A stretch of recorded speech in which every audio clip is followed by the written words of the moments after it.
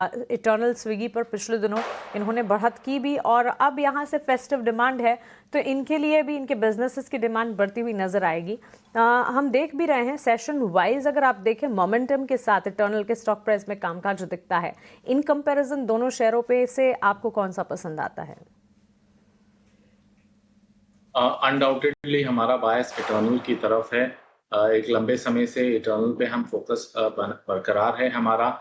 जिस तरीके से पिछले क्वार्टर्स में हमने ब्लिंकिट के फिगर्स देखे हैं, वो क्लियरली इंडिकेट करते हैं कि एक और लाइन ऑफ रेवेन्यू, एक और लाइन ऑफ बिजनेस आके बन गया है। इस बार इस क्वार्टर के अंदर भी जो नतीजे आए, पहली बार ब्लिंकिट के रेवेन्यू फिगर्स, सेल्स फिगर्स ने पेरेंट जो जोमेटो था उसके सेल्स फिगर्स को आउटपेस किया है।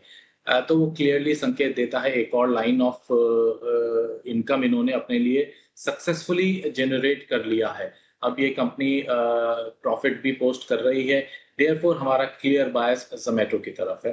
हैविंग सेड दैट, स्विगी के अंदर एज़ सच कोई नेगेटिविटी नहीं है, बट अगर कंपैरिजन किया जाए तो we will go with Zomato at the moment Eternal. Absolutely Eternal है।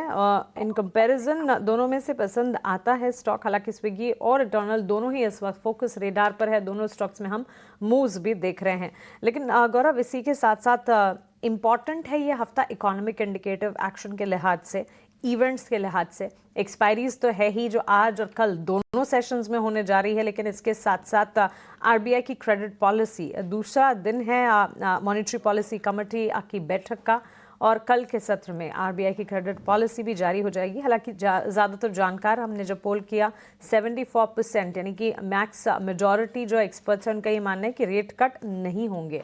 लेकिन फिर भी in the light of same, rate sensitive sectors जैसे कि banks and financials, automobile, real estate, इन तमाम पर फोकस होना भी चाहिए। और कल के सत्र में हमने देखा भी था पीएसयू बैंक कैटेगरी में अच्छा खासा एक्शन, सरकारी बैंक इनफैक्ट आउट परफॉर्म कर रहे थे।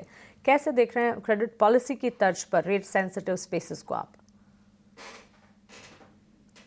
मानसी, मेरा भी यही मानना है कि अभी रेट कट की कोई आवश्यकता नहीं है, तो रेट कट के आने के चांसेस ना के बराबर हैं। जीएसटी में ऑलरेडी हमने एक अच्छा 2.0 रिफॉर्म देख लिया है, कट देख चुके हैं, जो कि इकोनॉमी को एक बेहतर बूस्ट देने के लिए है। 1% का रेपो रेट कट हमने शुरुआत में देख लिया है। 2 क्वार्टर्स लगते हैं लगभग उसका ट्रांसमिशन डिले को ऑफसेट होने में, तो यही वो समय है जब वो ट्रांसमिशन डिले ऑफसेट होते हुए आता है और एंड यूजर तक उसका बेनिफिट पास ऑन होना स्टार्ट होता है। ये दोनों बूस्ट ऑलरेडी इकोनॉमी को मिल चुका है। आई थिंक अब यहाँ से ये देखना ज़रूरी है कि आने वाले 2 क्वार्टर्स में इन 2 जो बूस्ट ऑलरेडी हमें मिल गए हैं, इसका किस तरीके से फैक्टर इन होती हैं चीज़ें। तो अभी आई डोंट थिंक कि इकोनॉमिक फ्रंट से आवश्यकता है तुरंत आपाधापी में और फर्दर रेट कट करने की, तो मैं स्टेटस क्वो की उम्मीद कर रहा हूँ। देयरफॉर रेट सेंसिटिव सेक्टर्स की जैसे मैं बात कर रहा हूँ, तो मैं उतना ज़्यादा ईगरली वॉच नहीं कर रहा हूँ अभी उन्हें, सिंस मैं रेट कट की एक्सपेक्टेशन नहीं कर रहा हूँ। बट